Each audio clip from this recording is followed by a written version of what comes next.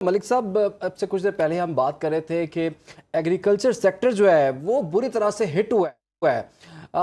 اب ہم نے یہ بھی دیکھ لیا کہ اس پر مزید ٹیکسیشن جو ہے وہ کی جا رہی ہے، مزید دباؤ کا شکار ہو جائے گا، تو اگلے سال تو اس سے بھی برا حال ہو جائے گا. تو ہمارے پاس اور کوئی خاص طریقہ نہیں ہے جس سے ہمارا جو ایگریکلچر سیکٹر ہے وہ گرو کرے. عمران، سب سے پہلی بات یہ ہے کہ کیا پاکستان کی کوئی اکنامک پالیسی ہے جو ڈیبیٹیبل ہے؟ پاکستان کی کوئی فائنانشیل پالیسی ہے جو مینجمنٹ فائنانس کے ساتھ ہمیں ٹیکسیشن کی طرف لے کے جائے؟ مسئلہ یہ ہے کہ ہم نے ہمیشہ آئیڈیل پالیسیز بنائیں اور جس کو ہم نے دیکھا کہ مارکیٹ میں جب ہم بات کریں تو بلے بلے ہو جائے اور نعرے لگنے شروع ہو جائیں. انفارچونیٹلی آپ نے ایگریکلچر کی بات کی تو مجھے بتا دیں کہ ٹیل تک پانی جانے کے کیا آپ نے ڈیولپمنٹ کی ہے. سیڈ کے اوپر آپ نے کیا ڈیولپمنٹ. آپ دیکھیں کہ سیڈ پاکستان میں نہ کوالٹیٹیو سیڈ ہے اور ییلڈ تو آپ کی بالکل ہی نہیں ہے. پھر آپ دیکھیں ایگریکلچر جو انسٹرومنٹ ہیں اس کے اوپر ہم نے کون سا کام کیا. اس کے بعد آپ آ جائیں کہ اس جو کراپس ہو جاتی ہیں ان کراپس کو ہینڈل کرنے کے لیے، ان کو مارکیٹ تک لانے کے لیے، مارکیٹ سے آگے ان کے گوداموں تک جانے کے لیے ہم نے اصل میں پاکستان میں نا، میں ایک بات یہاں آپ کے توسط سے کہنا چاہتا ہوں. انفارچونیٹلی پاکستان میں جو 70 میں ہم نے نیشنلائزیشن کی تھی، ہمیں اس کو اسٹڈی کرنے کی ضرورت ہے. وہ نیشنلائزیشن انڈسٹری کی نہیں ہوئی تھی، بزنس کی نہیں ہوئی تھی، وہ ایک کانسیپٹ کی تھی کہ کوئی بندہ بھی حکومت کی ول کے بغیر سروائیو نہ کر سکے. اس انفارچونیٹ کی وجہ سے آپ کے ملک کے اندر جو مختلف شیڈ آف لائف آنی تھی وہ نہیں آ سکی. اگر آپ اس کو دیکھیں تو فرض کریں ہم کہتے ہیں ہماری ایگرو بیس انڈسٹری ہے، تو مجھے بتائیں کہ جو انڈسٹری ایگریکلچرز کو یوز کرتی ہے اس کے لیے ہم نے کون سی ڈیولپمنٹ کی ہے. اگر آپ پیپر کی مثال لے لیں تو آپ مجھے بتا دیں کہ پاکستان میں پیپر توڑی سے بنتا ہے تو اس کے اوپر ٹیکسیشن ہائی ہے، اور اگر گندم بیچوں تو اس کے اوپر نہیں ہے. تو چاہیے یہ تھا کہ ہم اپنی ویسٹیجز کو کنٹرول کرتے اور اپنی اکانومی کے لیے ہم ایسے روٹس لے کے آتے.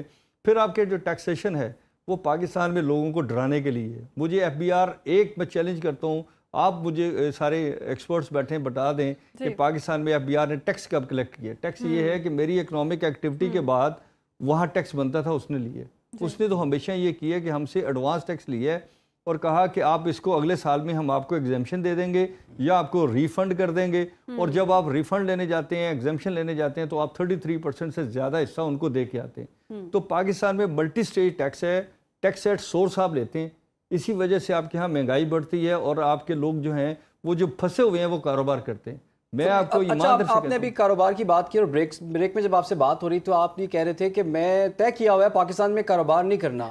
اس سسٹم سے آپ اتنا ہوپ لیس کیوں ہیں اور اس کی کیا وجہ ہے؟ میں آپ کو بتاتا ہوں کہ ابھی پریزیڈنٹ آف پاکستان نے ایک آرڈیننس جاری کیا، اور آپ کو پتہ ہے کہ پاکستان میں اگر پرائم منسٹر یہ کہیں کہ یہ چیزوں کو ریلیف دینا ہے تو ہو سکتا ہے 1% ریلیف نیچے نہ آئے. لیکن اگر پرائم منسٹر صاحب کہیں کہ جو بندہ گزرے اس کو تھپڑ مار دیں تو آپ کو کروڑوں تھپڑ پڑ جائیں گے. مسئلہ یہ ہے کہ ہم فرسٹریڈ لوگ ہیں. پچھلے دنوں میں FBR نے یہ کیا کہ اگر کسی کے اوپر انہوں نے کلیم کھڑا کیا تو ان کے اکاؤنٹ سے پیسہ نکال لیا اور انہیں سینکشن 40 کے تحت، یہ 140 کے تحت ان کے گرفتاری کے وارنٹ نکال دیے. اب مجھے بتائیں کون سا بزنس مین ہے، اور میں چاہتا ہوں کہ اس کے اوپر پرائم منسٹر صاحب سے لے کے سب اس کی انکوائری کریں کہ وہ کیوں انہوں نے یہ اتھارٹی دی کہ ایک اچھے خاصے بزنس مین کو اگر کوئی ٹیکس ڈسپیوٹ آ گیا آپ کی طرف سے تو آپ اس کو گرفتار کر کے لے کے جائیں گے. آپ اس کو بٹھا دیں گے کمرے میں کہ جب تک تم پیسے نہیں دے گا ہم نہیں چھوڑیں گے. آپ اسے کہہ رہے ہیں کہ آپ اس ٹیکس کا جو آپ نے آڈٹ کیا ہوا ہے اس کو دوبارہ کھول دیں. وہ کہتے نہیں، آپ پہ ٹیکس لائبلٹی کھڑی ہو گئی ہے اس لیے ہم اس لائبلٹی کو وڈرا نہیں کر سکتے. تو آپ مجھے بتائیں کہ کلرکس اور ایک چیف اور ایک ممبر میں اور ایک چیئرمین میں کیا فرق ہوگا اگر وہی ایٹیچیوڈ اختیار کیا جا رہا ہے جو سڑک پہ کھڑا ایک پولیس والا کر رہا ہے. تو بزنس مینوں کو اچھا پھر ایک چیز میں آپ سے اور کہنا چاہتا ہوں، پاکستان میں ایز آف ڈوئنگ بزنس کے لیے ہم نے کچھ نہیں کیا. کاسٹ آف ڈوئنگ بزنس پہ ہم نے کبھی کام نہیں کیا. آپ مجھے بتا دیں کہ میری کمپنی میں آپ کو آفر کرتا ہوں آ کے ڈائریکٹر بن جائیں، شیئر ہولڈر بن جائیں. آپ کو پتہ ہے کہ پاکستان میں کوئی میکانزم نہیں ہے کہ آپ میرے ساتھ انویسٹمنٹ کریں اور کل آپ ہی کی گرفتاری کا آرڈر آ جائے. دنیا بھر میں ہوتا ہے کہ آپ ایک انڈسٹری کو یا ایک بزنس کو کلوز کرتے ہیں، کلوجر بنتا ہے اس کا، اس میں سارے ڈپارٹمنٹوں سے NOCs آتے ہیں کہ آج کی ڈیٹ تک اس کا یہ لینا دینا ہمارے ساتھ، اور اس کو بھی آپ مینیج کر کے تو آپ پھر اس کے اندر پارٹنرشپ کرتے ہیں. اسی لیے لوگ آپ دیکھیں پاکستان میں جتنی انویسٹمنٹ آتی ہے وہ گورنمنٹ سیکٹر میں چلی جاتی ہے یا اس کاموں میں جائے گی جس کو گورنمنٹ پروجیکٹ کر رہی ہوگی. جو B2B بزنس ہے اس کے لیے ہمارے ہاں کوئی کام نہیں ہوتا، اور ہمیں چاہیے کہ ہم B2B کے لیے زیادہ سے زیادہ محنت کریں. دیکھیں اقتصادی سروے سے مراد یہ تھی کہ جو آج تک ہم نے اس سال ڈیٹا اکٹھا کیا ہے اس کے اوپر ہم بجٹ کو بنانے جا رہے ہیں. یعنی کل بجٹ ریفلیکشن ہوگا اس اقتصادی سروے کا کہ ہمیں کہاں کہاں کیا کیا کرنا تھا. اور لیکن اس میں ایک انالیسس کی ضرورت تھی کہ جو اشاریے ہم نے طے کیے تھے آج ہم ان کو کیوں اچیو نہیں کر سکے. اگر آپ کی شرح نمود یہی ہے تو پھر مارک اپ جو ہے اسے کم ہونا چاہیے تھا، پالیسی ریٹ کو کم ہونا چاہیے تھا، نہیں ہوا. پھر جو اس اقتصادی سروے میں اور جو بجٹ میں ہمیں ایک فیل ہوتا ہے وہ یہ ہے کہ آپ کہاں کہاں سے قرض لے رہے ہیں، IMF سے لے رہے ہیں، آپ بینکوں سے بورنگ کر رہے ہیں، لیکن آپ نے کبھی یہ ذکر نہیں کیا کہ آپ ٹیکس پیئر کا کتنا پیسہ لیتے ہیں ان ایڈوانس. صحیح. جب تک اس کو بھی آپ اگر ان اشاریوں میں ڈالیں گے تو آپ کو پتہ ہوگا کہ آپ جو پروڈکشن دکھا رہے ہیں وہ پروڈکشن نہیں ہے، وہ یہ ہے کہ آپ نے ہم سے ایڈوانس ٹیکس کلیکٹ کیا، اس کو آپ نے جسٹیفائی کرنے کے لیے پروڈکشن دکھائی. جبکہ پچھلے سال میں اگر ہم انڈسٹریل پروڈکشن دیکھیں تو وہ بڑی کم ہوئی ہے. اس کی بنیادی وجہ یہ تھی کہ پاکستان میں ایک تو انرجی کا بہت بڑا بحران رہا، بحران اس حوالے سے کہ ہم اس کو خرید نہیں سکتے تھے، اور دوسرا یہ ہے کہ مارک اپ کا ریٹ بہت ہائی رہا، اور اس کے بعد یہ ہے کہ امپورٹ کے اوپر بھی بہت ساری آپ کی ریزرویشن رہی جس کی وجہ سے مٹیریل جو ہیں وہ امپورٹ نہیں ہو سکے. اس میں ایک بات اقتصادی سروے میں جو سب سے بڑی مائنس ہے، کبھی ہم نے یہ بات نہیں کی کہ جس چیز کو ہم ایکسپورٹیبل بنانا چاہتے ہیں یا جس چیز سے ہم پروڈکشن لینا چاہتے ہیں اس کے لیے یہ را مٹیریل یا ریسرچ کا کتنا پوٹینشیل ہمارے پاس ہے. ہمارے پاس کتنی ریسرچ لیبارٹریز ہیں، کتنی ہمارے پاس ٹرانسپورٹیشن موڈ ہیں. آج منسٹر صاحب نے بھی یہ ذکر کیا، اور اس کا بہت بڑی اگزامپل یہ بھی ہے کہ لاسٹ انٹرم گورنمنٹ میں کیونکہ انہوں نے ذکر کیا تو ہم نے منسٹرز کے ساتھ مل کے جب سروے کیا تو پتہ چلا کہ اگر مٹر کی کاشت بہت اچھی ہو گئی ہے تو وہ کاشتکار کو نقصان ہو گیا. اس کی کیا وجہ تھی؟ اس کی وجہ یہ تھی کہ اس کے پاس ٹرانسپورٹیشن موڈ سے لے کے کولڈ سٹوریج تک کی فیسلٹی نہیں ہے. تو ہمیں چاہیے کہ ہم اپنے اس اقتصادی سروے میں بتائیں کہ ہم لوگوں کی کیپیسٹی بلڈنگ کیسے کریں گے. پاکستان کی جو پاپولیشن کا اینڈ ہے، جو نیچے جن کو ہم لیبر کلاس کہتے ہیں، ٹیکنیکل کلاس کہتے ہیں، نان ٹیکنیکل لوگ کہتے ہیں، ان کو ہم کیسے آگے لے کے آئیں گے، کیونکہ سوسائٹی نے کھڑا ہونا ہے اپنے پلرز کے اوپر. ٹھیک، منظور صاحب آپ کی جانب آؤں گی. انفورسمنٹ سے کافی ٹیکس اکٹھا بھی کیا گیا اور حکومت کر بھی رہی ہے، لیکن اس طرح سے ہمیں رزلٹ نہیں مل رہے ہیں، اور اب آگے سے IMF کا دباؤ ہے. آپ کو کیا لگتا ہے یہ جو کل آنے والا بجٹ ہے یہ IMF دوست ہوگا یا عوام دوست ہوگا؟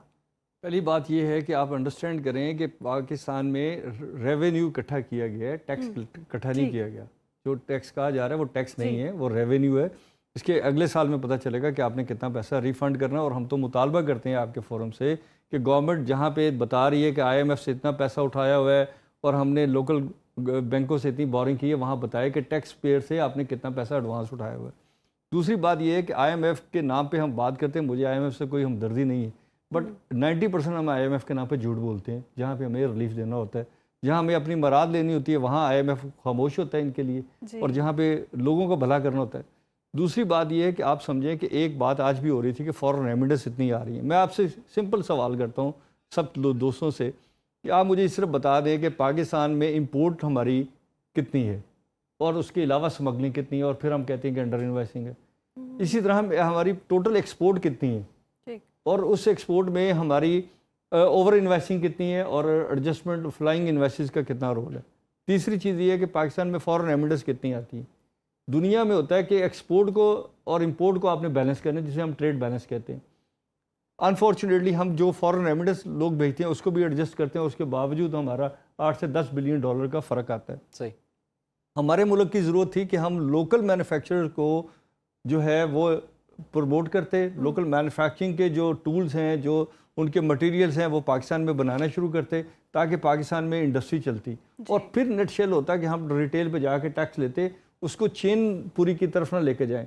جب آپ چین کی طرف لے کے جاتے ہیں تو پھر آپ کہیں گے کہ جی کاشف صاحب نے آپ کو مال بیچا، امان اللہ نے آپ سے خریدا، پھر وہ سارے چینل کو آپ انگیج کرتے ہیں. اسی لیے ہمارا جو دکاندار ہے وہ افورڈ نہیں کرتا کہ 560 گھنٹے FBR کی ڈاکومنٹیشن پہ لگائے اور اس کے بعد ایک پروفیشنل آدمی رکھا اور پھر وہ لائر رکھے، پھر لائر اور FBR آپس میں مل جاتے ہیں. بے شمار ایسے کیسز ہیں، میں سب کی بات نہیں کر رہا ان جرنلی.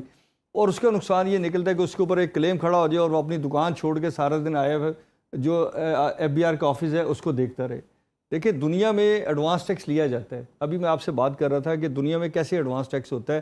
میرا سال کلوز ہوتا ہے 30 جون کو، جی تو میری ول کے حساب سے فرض کریں میرا 30,000 روپے ٹیکس بنتا ہے تو میں 5,000 روپے جمع کرا دیتا ہوں، تو اس کا مطلب ریٹرن ابھی فائل کرنی ہے بٹ میں نے 5,000 روپے جمع کرا دیا، اس کے اوپر بھی وہ مجھے موٹیویشنل ریفنڈ کرتے ہیں کہ آپ نے ایک اچھا کام کیا ہے، آپ کی ول ہے کہ آپ ٹیکس دینا۔ پھر پاکستان میں دیکھیں ایک منیمم انکم سلیب ہے جس کو آپ نے ٹیکس میں نہیں لے کے آنا، آپ اس سے بھی ٹیکس لیتے جا رہے ہیں۔ آپ پانی کی بوٹل سے دیکھ لیں، اس کے اوپر میرا سیل ٹیکس بھی ہے، اس کے اوپر انکم ٹیکس بھی ہے، اور پھر جب ریٹیلر اس کو سارے کو ایڈجسٹ کرے گا، آپ کہیں گے جی آپ نے 100 بوتلیں لی تھی، آپ نے 200 نہیں لی، تو مطلب یہ ہے اس بات کو سمجھیں کہ ہم نے لوگوں کو کاروبار کرنے دینا ہے اور گورنمنٹ کی ڈیپینڈنسی سے نکالنا ہے تاکہ لوگ اس لیول پہ کمائیں کہ وہ اپنے بچوں کی ایجوکیشن خود کر سکیں، اپنا میڈیکل خود کر سکیں، اپنی ٹریولنگ خود کر سکیں، اور پاکستان میں لوگ جو ہیں وہ خوشحالی کے ساتھ آگے بڑھ سکیں۔ ملک صاحب ابھی ہم دیکھیں تو کافی ایسے سیکٹرز ہیں جو کہ ٹارگٹس ہم نے طے کیے ہوئے تھے وہ پورے شاید نہیں ہو سکے،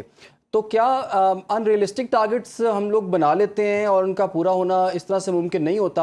اور ابھی بھی دیکھ لیں کہ ابھی جو گروتھ ریٹ ہے ہمارا، وہ تو ٹارگٹ ہمارا اچیو نہیں ہوا، لیکن جو نیکسٹ ایئر کا گروتھ ریٹ رکھنے جا رہے ہیں وہ بھی 4 سے زائد ہے، تو کیا وہ ریئلسٹک ہے اور اس کے لیے ہمیں کیا کرنا ہوگا؟ سر دیکھیں ایسا ہے کہ پاکستان میں پوٹینشیل تو بہت ہے، اس میں کوئی شک نہیں کہ اگر آپ دیکھیں تو مینوفیکچرنگ سے لے کے، اور جو آپ نے کہا کہ فورن انویسٹر کی بھی آپ نے پہلے بات کی تھی، میں اس کا جواب دینا چاہوں گا کہ پاکستان میں فورن انویسٹر آنے کو تیار رہتا ہے، مسئلہ یہ ہے کہ وہ صرف ویٹ کرتا ہے کہ گورنمنٹ اس کو اور کیا بینیفٹ دیتی ہے، کیونکہ ہم نے ماضی میں یہ روایت ڈالی رکھی کہ ان کو بغیر کام کیے پروفیٹیبلٹی کی طرف لے کے گئے اور آپ نے ان کو پروفٹ کو انشور کیا۔ اب مسئلہ یہ ہے کہ جو ہم ٹارگٹس بناتے ہیں اس میں ٹیکنیکلٹیز یہ ہیں کہ اگر میرے پاس زمین ہے اور میں نے اس کو کاشت نہیں کیا، اور اگر میرے پاس زمین ہے تو میں نے اس کا اچھا سیڈ نہیں ڈالا، تو کیا ہوگا کہ آپ کے وہ ٹارگٹ فیل ہو جائیں گے۔ اسی طرح پاکستان میں اگر آپ دیکھیں تو ایک سمپل کیلکولیشن ہے جس کے لیے آج وزیر خزانہ نے بھی کہا کہ ہمارا کام جاب دینا نہیں ہے۔ پاکستان کی پاپولیشن اگر ہم مانتے ہیں کہ 25 کروڑ کے قریب ہے، تو اس کا مطلب ہے 5 آدمیوں پہ ایک کمانے والا ہے، تو سمپل کیلکولیشن ہے کہ آپ دیکھ لیں کہ آپ کو 6 سے 7 کروڑ جاب چاہیے۔ پھر ایک لوگوں کو صحت مند رکھنے کے لیے بجائے ہم انہیں ہاسپٹلس کی طرف لے کے جائیں تو ہمیں ریکریشن کی بات کرنی چاہیے اور انہیں پارکس میں لے کے جانا چاہیے۔ پھر اسی طرح اگر ہم فردر دیکھیں تو خواتین کی امپاورمنٹ کی ہم بات کرتے ہیں، اس اقتصادی سروے میں ہمیں وہ نہیں نظر آیا کہ ہم نے وومن امپاورمنٹ اور پڑھے لکھے لوگوں کو کہاں انڈکٹ کرنا ہے۔ تو یہ وہ چیزیں ہیں جو ہمارے اہداف کو، دیکھیں اہداف کو ایسی چیز نہیں ہے کہ میں کہوں کہ میں نے آسمان پہ جانا ہے تو میں کیسے جاؤں گا، اس کے لیے ڈیفینیٹلی مجھے رن وے بنانے ہیں، مجھے جہاز بنانے ہیں، مجھے راکٹ۔ لیکن ملک صاحب ہم نے دیکھا کہ الیکشنز میں تو مینیفیسٹو جو دیا جاتا تھا پولیٹیکل پارٹیز کی جانب سے کہ 1 لاکھ نوکریاں ہوں گی، 50 لاکھ گھر بنا کے دیں گے، آج وزیر خزانہ ہی کہہ رہے ہیں کہ ہم نے تو ایکو سسٹم فراہم کرنا ہے، ہم نے 1 کروڑ نوکریاں دینے کا وعدہ ہم لوگ نہیں کر سکتے، تو یہ کس کی رسپانسبلٹی ہے ویسے؟ سر دیکھیں یہ رسپانسبلٹی تو اسٹیٹ کی ہے، کیا اسٹیٹ کی کمٹمنٹ اپنے سٹیزن کے ساتھ کچھ ہے کہ نہیں ہے؟ کیا میرے بیسک رائٹس کو اسٹیٹ مانتی ہے یا نہیں مانتی ہے؟ کیا وزیر خزانہ ہوں یا پرائم منسٹر ہوں یا پریزیڈنٹ آف پاکستان ہوں یا کوئی بھی ہو، کیا وہ مانتا ہے کہ پاکستان کا جو شہری ہے اس کے یہ حقوق ہیں اور جو پاکستان میں فارنر بھی آ کے بزنس کرے گا اس کے یہ رائٹس ہوں گے؟ جب تک ہم ان رائٹس کو ڈیفائن نہیں کرتے، ابھی آج میں آپ کے پروگرام کے لیے آ رہا تھا تو ایک دوست ہیں سویڈن سے، ظفر صاحب، وہ بڑا کام کرتے ہیں پاکستانیوں کے لیے، انہوں نے مجھے کہا کہ یار ہم لوگ یہاں پہ بڑا پیسہ بنایا، ہم چاہتے ہیں پاکستان میں جائیں، لیکن ہمیں ڈر لگتا ہے کہ ہمارے اکاؤنٹ فریز نہ کر لیے جائیں، ہمارے پیسہ نہ نکال لیا جائے۔ تو کیا ریاست جو ہے وہ یہ مانتی ہے کہ ایک میرا بزنس اکاؤنٹ ہے اور ایک میرا پرسنل اکاؤنٹ ہے، اور اگر کسی وجہ سے آپ کے اکاؤنٹ میں ڈیفالٹ بھی کر گیا تو کیا مجھے زندہ رہنے کا حق ہوگا یا مجھے سزائے موت ہو جائے گی؟ تو ہمیں کھل کے اب پاکستانیوں کو اور پڑھے لکھے لوگوں کو اسپیشلی میری ریکویسٹ ہے کہ پاکستان کے گورننس سسٹم کو آڈٹ کریں۔ پاکستان کا گورننس سسٹم ایسا نہیں ہے جس کی کریڈیبلٹی کے اوپر لوگ اپنے آپ آئیں اور کہیں ہم نے یہاں انویسٹمنٹ کرنی ہے، وہ کاشف کے پاس آئیں، وہ امان اللہ کے پاس آئیں، وہ اور دوستوں کے پاس جائیں کہ اس پروجیکٹ میں ہم آپ کے ساتھ شیئر کرنا چاہتے ہیں، ہم آپ کو را مٹیریل دینا چاہتے ہیں۔ آپ مجھے بتائیں جب آپ سرٹیفکیٹ اوریجن کے نام پہ اور آپ مجھے کہتے ہیں جو مال آئے اس کی انوائسز آپ کی پہلے سے جنریٹ ہوں، کوائٹ پاسبل ہے میری کریڈیبلٹی اتنی ہو کہ میں دنیا سے کریڈٹ لے سکتا ہوں۔ آپ ڈی اے کی ایل سیز منگواتے ہیں نا، تو اس میں خطرہ کیا ہوتا ہے؟ اب لوگ اس لیے نہیں دیتے ہمیں ڈی اے کی ایل سی، یا اس میں وہ ریزرویشن رکھتے ہیں کہ پاکستان کے پاس ایسا میکینزم نہیں، رات کو گورنمنٹ فیصلہ کرے گی اور صبح ڈالر جو ہے آپ کا یا کنٹرول ہو سکتا ہے یا اوور ٹو کنٹرول ہو سکتا ہے۔ تو ہمیں چاہیے کہ ہم پاکستان کی جو چیزیں ہیں اس میں یہ دیکھیں کہ پاکستان میں ہم نے جاب کریشن کتنی کرنی ہے، ہم نے خواتین کو کتنا آن بورڈ کرنا ہے، ہم نے انڈسٹری کون سی چلانی ہے جو پاکستان کی اکانومی کو बेनिफिट दे और लोगों की अगर क़ुव्वत ख़रीद को हम बढ़ाने में कामयाब होते हैं तो उससे आपको टैक्स मिलेगा। और अगर आप टैक्सेशन के निज़ाम को सिंपलाइज करते हैं, जहाँ पे आप तनख्वाहदार तबके को कहते हैं, उसमें हम भी शामिल हैं, वहाँ पे आप जो इनकम के स्लैब में नहीं आते उनके लिए बताएं आपने क्या काम किया कि वो उनके पास जो बाइंग पावर है उनकी वो मेंटेन रहे। मलिक साहब, थोड़ा सा पॉलिटिकल एक क्वेश्चन ज़हन में आ रहा है, वो ये कि हम इतने सालों से जितने भी टेन्योर्स गवर्नमेंट्स के गुजरे हैं, तो 2013-17 का देख लें आप, जब नवाज शरीफ साहब जो है उनकी हुकूमत तो रही लेकिन उनको एज ए वज़ीर-ए-आज़म हटा दिया गया, तो उसके बाद उन्होंने कहा कि जी हम तो बड़े ज़बरदस्त तरीके से चल रहे थे, हमारा ग्रोथ रेट ये था, हमारी जीडीपी ये थी, हम तो एक इकनॉमिक इनकलाब जो है इस मुल्क में आने वाला था, लेकिन हमारी हुकूमत को छेड़ दिया गया। कुछ ऐसी सूरत हाल जब पीटीआई की गवर्नमेंट आई, उनके साथ जब मसाइल हुए तो वो भी ये कहते थे कि अभी तो इकनॉमिकली हम स्टेबल हो ही चुके हुए थे। तो हर जाने वाली हुकूमत जो है वो कह रही होती है कि हमने तीर मार देना था, और जो नई आने वाली हुकूमत है वो कहती है जितनी खराबी थी ये पिछली हुकूमत की है। तो अभी इस गवर्नमेंट को पिछले साल ये गवर्नमेंट आई है, तो अभी दूसरा इनका बजट हम देख रहे हैं, तो क्या ये जस्टिफाइड होगा कि दूसरे बजट के अंदर इनकी जितनी भी पॉलिसीज़ हैं वो हमें रिफ्लेक्ट होते हुए नजर आए, उसको एक्नॉलेज भी करें हम? इमरान, ऐसा है कि दुनिया में दो चीज़ें होती हैं, एक तो बजट में फाइनेंशियल्स हैं और एक इसका इम्पेक्ट है पॉलिसी मेकिंग के ऊपर। डेफिनेटली दुनिया में ये कहा जाता है कि जो इकोनॉमिक स्टेबिलिटी है ना वो बेस करती है आपकी सिस्टम स्टेबिलिटी के ऊपर। ठीक, पॉलिटिकल स्टेबिलिटी हो ना हो, पूरी दुनिया का अगर आप डाटा निकालें तो किसी मुल्क में पॉलिटिकल स्टेबिलिटी कभी होती है कभी नहीं होती, बट उनकी इकोनॉमिक स्टेबिलिटी, उनकी सोशल स्टेबिलिटी, उनकी फाइनेंशियल स्टेबिलिटी वो एक इंस्टीट्यूशन जो होते हैं और जो थिंक टैंक्स होते हैं उनके अंडर होती है। आप अमेरिका की मिसाल ले लें, आप जापान की ले लें, आप जर्मनी, किसी अभी कनाडा की मिसाल ले लें, कि उन्होंने जब देखा कि पॉलिटिकली उनको ऊपर प्रेशर आ रहा है तो उन्होंने कहा हम न्यू इलेक्शन में चले जाते हैं, लेकिन सिस्टम पीछे काम कर रहा था। तो अनफॉर्चुनेटली पाकिस्तान में मसला ये होता है कि हमने जो बहुत ज़्यादा रखा विजन, प्राइम मिनिस्टर का विजन है, ये पॉलिटिकल विजन है, और उस विजन के चक्कर में हमने जो लोगों को मरवा दिया। मंजूर साहब, आखिरी कमेंट आप ये बता दें, आवाम के लिए कल रिलीफ देखने को मिल रहा है या नहीं? देखिए, रिलीफ तो उसी वक्त मिलेगा जब आप मुझे काम करने देंगे, जब मुझे कारोबार करने देंगे, जब इंडस्ट्री चलाने देंगे, जब लोगों को नौकरियां मिलेंगी, तो महंगाई थोड़ी बहुत प्लस माइनस भी होगी तो हम गुजारा कर लेंगे। लेकिन अगर आपने मेरे रोज़गार के दरवाजे बंद कर दिए और लोगों को पाकिस्तान में इन्वेस्टमेंट से रोके रखा, तो पाकिस्तान में जो भी रिलीफ दे देंगे, 2 रुपये की चीज़ आप 8 आने की भी दे देंगे, तो लोग कहाँ से ख़रीदेंगे? वो टफ़ टाइम होगा।